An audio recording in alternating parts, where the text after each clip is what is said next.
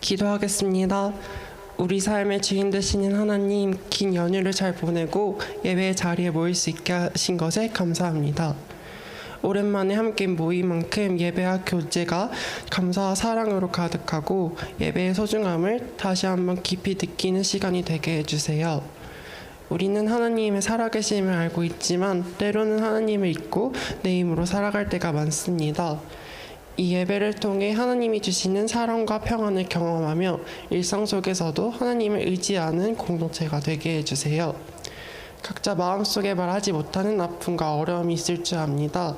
우리의 연약함을 위로해 주시고 하나님의 선한 계획을 믿고 기대하는 마음을 갖게 해주세요. 우리 공동체의 몸이 아픈 성도분들을 위해 기도합니다. 고통과 회복 과정 속에서 힘과 위로를 주시고 속히 건강을 되찾아 함께 예배드릴 수 있도록 인도해 주세요. 이제 예배를 시작합니다. 예배를 통해 하나님의 말씀을 깨닫고 오직 하나님만 높이는 시간이 되게 해주세요. 예수님의 이름으로 기도했습니다. 아멘. 오늘 하나님께서 허락하신 말씀은 요한일서 3장 7절부터 10절까지 말씀인데요. 우리 한 목소리로 함께 봉독하겠습니다. 시작. 자녀들아, 아무도 너희를 미혹하지 못하게 하라. 의를 행하는 자는 그의 이로 오심과 같이 의롭고 죄를 짓는 자는 마귀에게 속하나니 마귀는 처음부터 범죄함이니라. 하나님의 아들이 나타내신 것은 마귀의 일을 멸하려 하심이니라. 하나님께로서 난 자마다 죄를 짓지 아니하나니 이는 하나님의 씨가 그의 속에 거함이요 저도 범죄치 못하는 것은 하나님께로서 났음이라. 이러므로 하나님의 자녀들과 마귀의 자녀들이 나타나나니 무릇 의를 행치 아니하는 자나 또는 그 형제를 사랑지 아니하는 자는 하나님께 속하지 아니하니라. 아멘.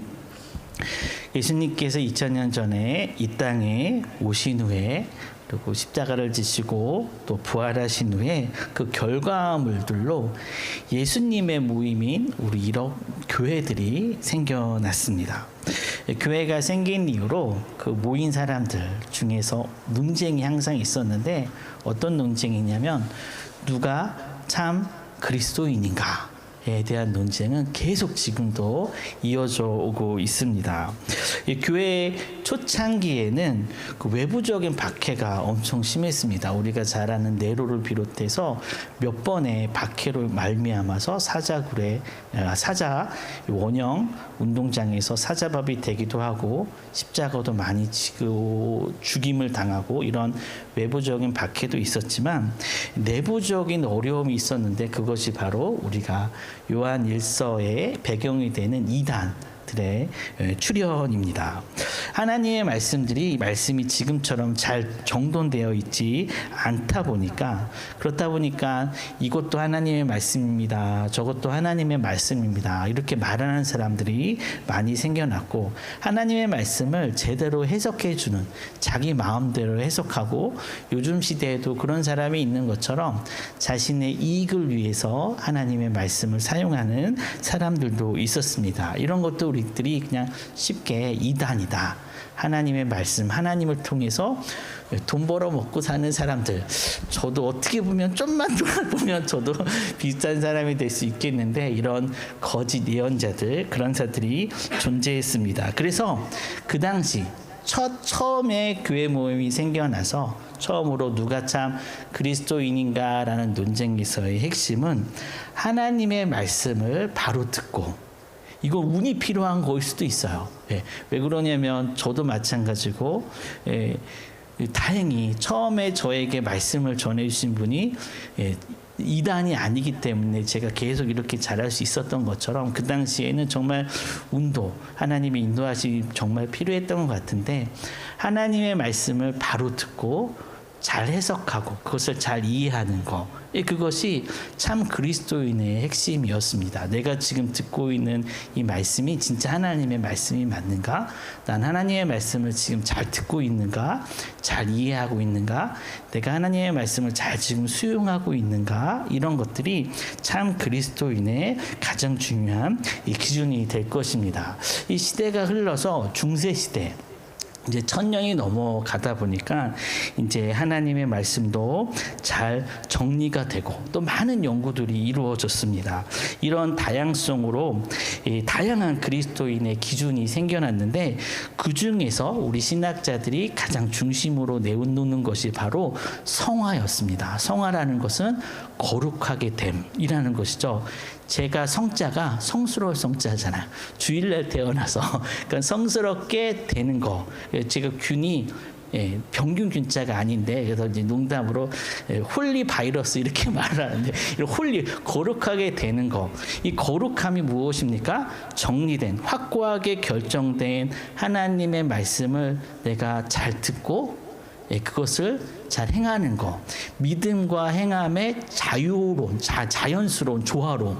믿음과 행함의 조화로움 가운데 나의 삶 속에서 거룩함이 드러나는 것. 내가 어제와 다르게 조금씩 더 거룩해져 가는 것. 이런 것들을 성화라고 말을 합니다. 생각해 보니까, 저도 설교 준비를 하다 보니까 요즘도 이런 기준으로 참 그리스도인을 말하는 분들이 좀 많이 계신 것 같아요. 거룩함과 성화 이런 기준으로 이 속된 말로 여전히 많은 한국교회 많은 분들은 중세 시대의 기준으로 참 그리스도인을 판별받고 살아가는 것 같다라는 생각이 들었던 거죠. 우리가 지금 살고 있는 시대는 근대를 지나서 현대이지 않습니까? 당연히 현대의 많은 신학자들도 참 그리스도인이 누군가라는 논쟁이 있을 것 아니에요. 그걸 많이 정리하지 않았겠습니까? 그래서 현대 신학자들, 자유주의 그런 거 말고 현대 말씀을 증거하는 목사님들, 이분들은 어떤 질문들로 참 그리스도인을 살피고 있을까? 그것은 이렇게 정리할 수 있습니다. 하나님과 이웃과의 진실되고 친밀한 관계 속에서 그런 걸 통해서 사랑과 사회의 정의를 실천하는 것, 이것이 바로 그리스도인의 역할이라는 것인데, 이런 그리스도인의 역할을 잘 감당하는 그런 사람들이 참 그리스도인이다라고 현대신학에서는 요즘에는 말을 합니다. 이거는요, 단순히 나의 거룩함을 뛰어넘는 거예요. 우리가 과거에 살펴보았던 내가 하나님 앞에서 온전하게 아름답게 거룩하게 되어가는 것, 그것을 뛰어넘어서 거룩함을 가지고 무엇을 해야 되냐, 하나님께서 나에게 주신 믿음을 가지고 내가 어떻게 살아가야 되는가, 이런 질문에 근거합니다. 이런 그리스도의 역할, 바로 사랑 실천과 사랑의 정의. 당연히 예배를 온전하게 드리고 하나님 앞에서 거룩하게 산 이런 것들은 당연히 기본이 될 것입니다. 하나님에게 믿음을 받은 자들은 어떤 열매를 맺고 있느냐, 여기에 지금 초점이 맞춰져 있는 것입니다. 당연히 우리가 십자가로 말미암은 믿음을 받았으면 열매가 있어야 되는데, 그것이 사랑과 정의다라고 말하고 있습니다. 특별히 오늘 우리가 읽은 본문의 말씀은 이런 그리스도인의 역할이 무엇인지 좀 더 구체적으로, 당연히 참 많겠지만 그 중에서 오늘 본문의 말씀을 통해서 구체적인 몇 가지를 살펴볼 수 있습니다. 우리가 하나님께 믿음을 받고 어떤 역할을 감당해야 되는지. 첫 번째는 7절 말씀입니다. 7절 말씀을 다 읽진 않고 꼼꼼하게 해석하지 않고 결과만 말씀을 드리면 이렇게 해석할 수 있습니다. 7절 말씀은 성장하라, 그리고 의를 행하라, 이렇게 해석할 수 있습니다.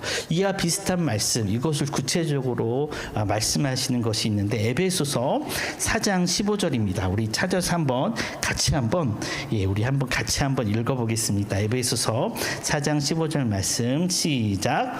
오직 사랑 안에서 참된 것을 하여 범사에 그에게까지 자랄지라. 그는 머리니 곧 그리스도라. 아멘.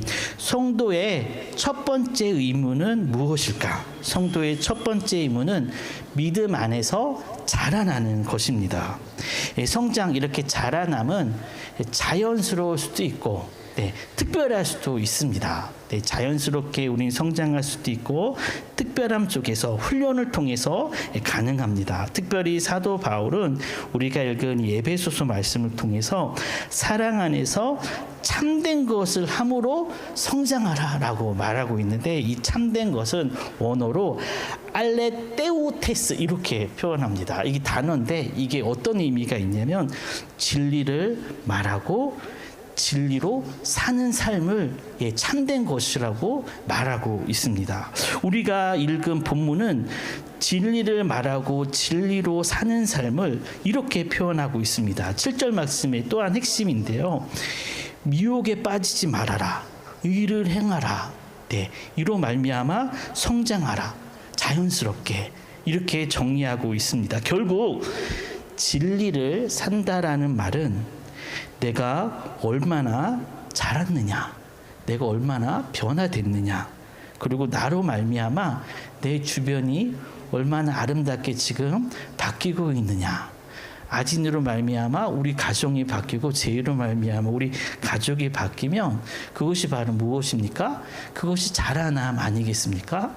제가 초창기에 정말 못된 설교를 했었어요.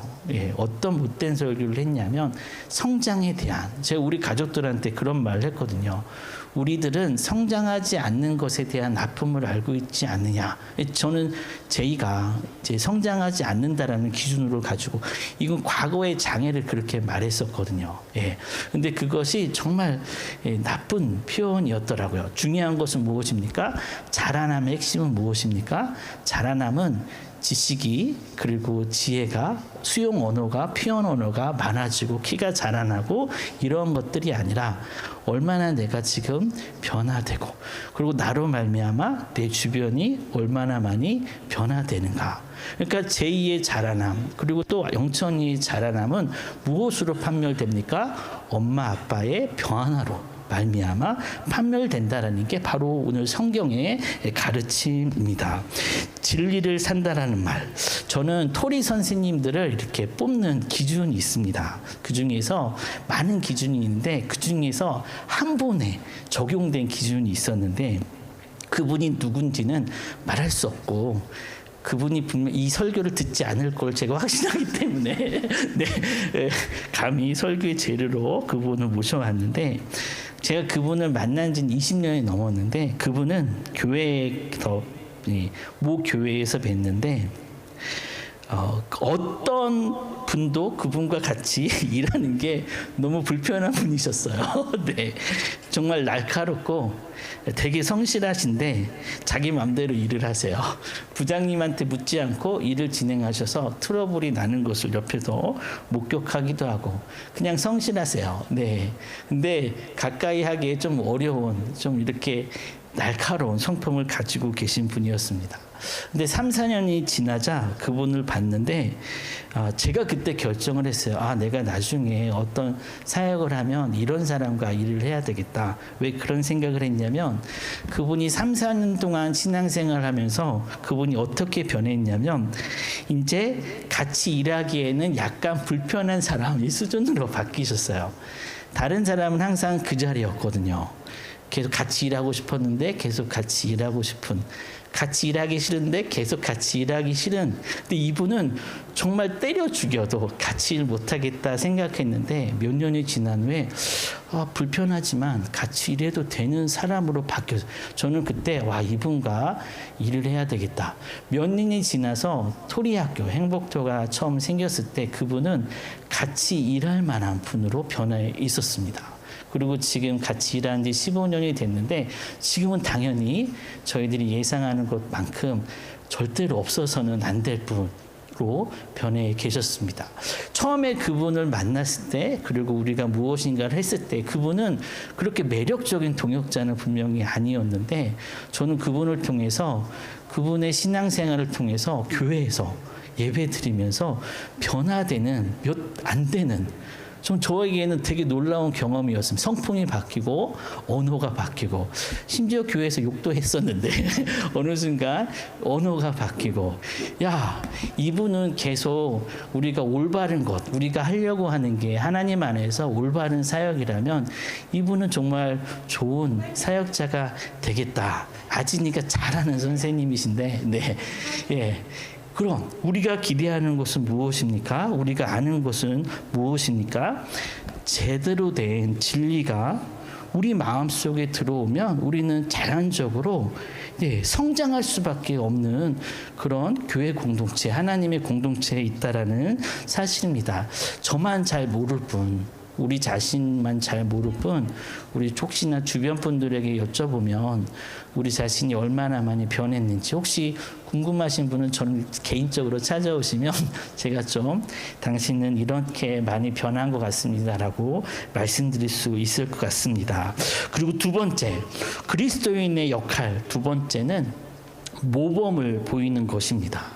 그 8절 9절 말씀인데 이 안에 있는 말씀들 해석하는 것보다 결과만 말씀을 드리면 정리하면 모범을 보이는 것이다라고 정리할 수 있습니다.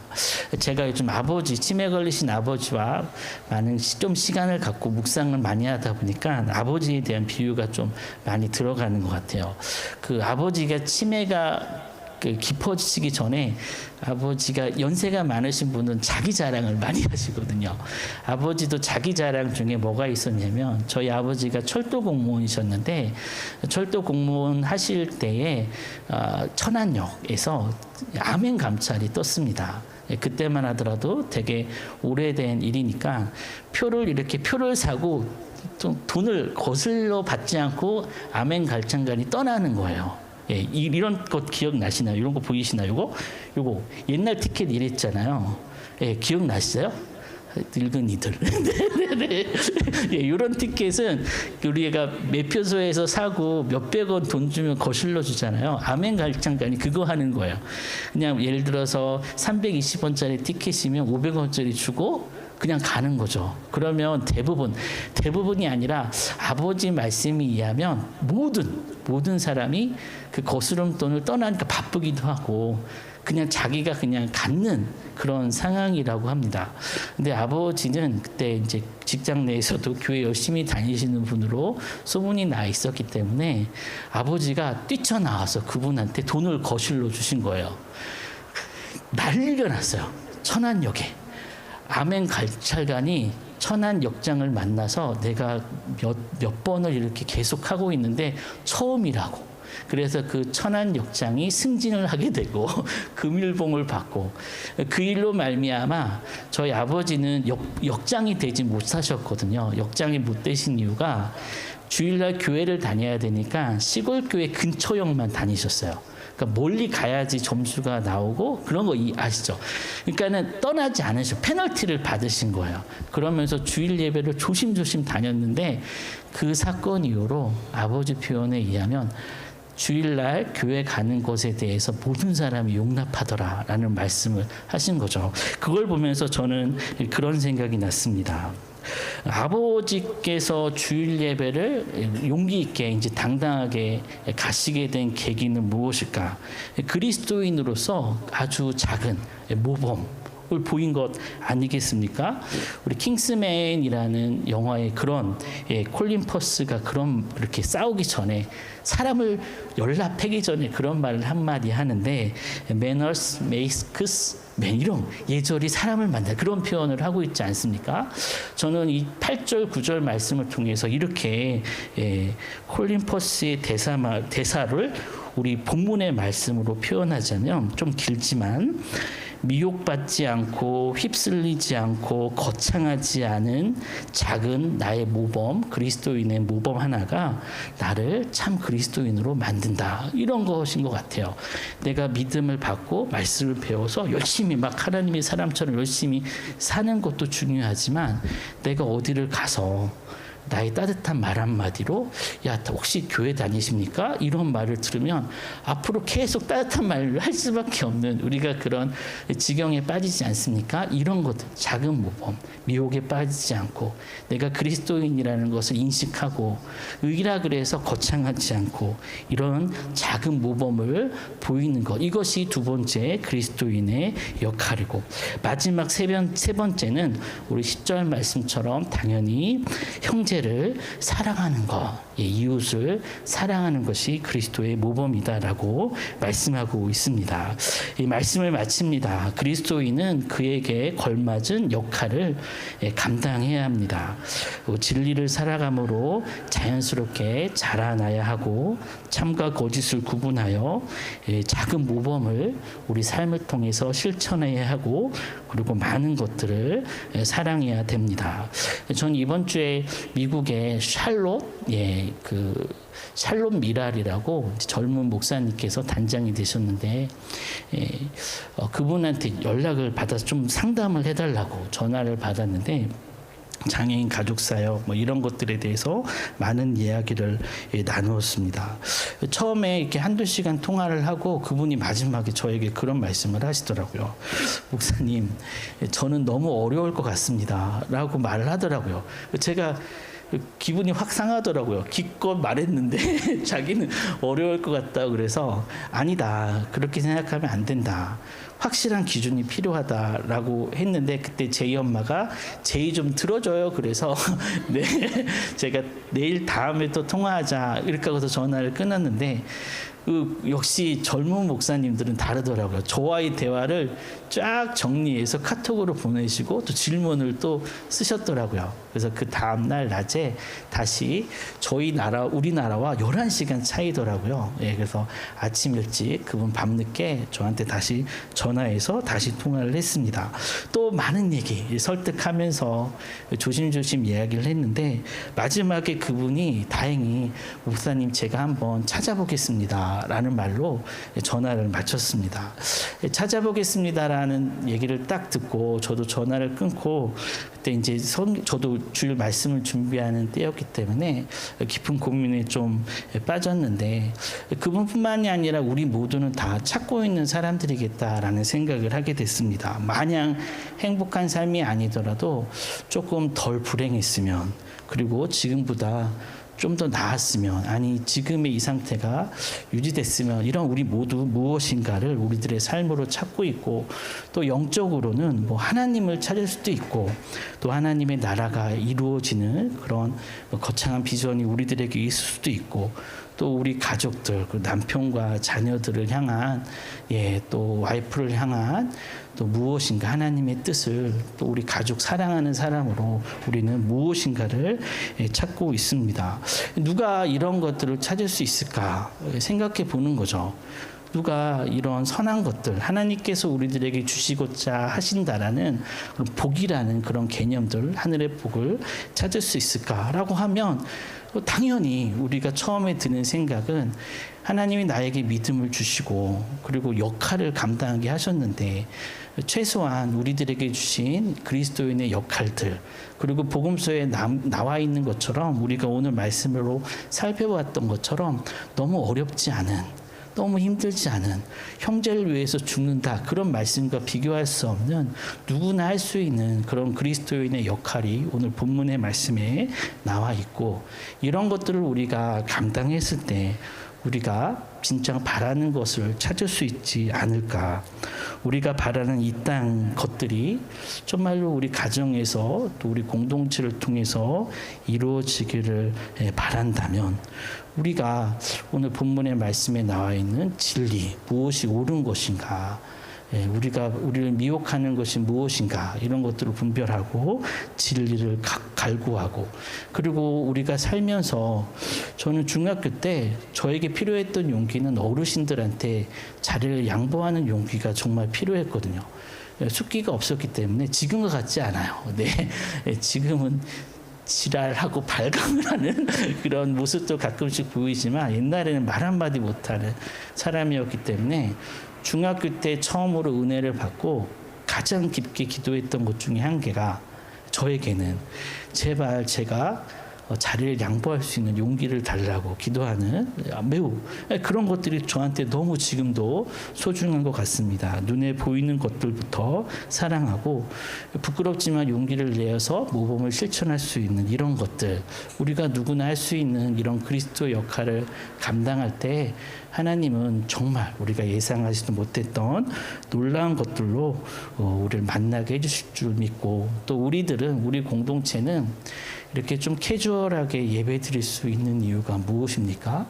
정말로 간절하게 유지하고 싶어서, 계속 예배하고 싶어서, 조금이라도 우리들의 뜻에 이 거창한 것을 허울을 포장하지 않고 우리가 하고 싶어하는 생명에 대한 이런 순수함을 계속 유지하기 위해서 거추장스러운 것을 모두 다 벗어버리자.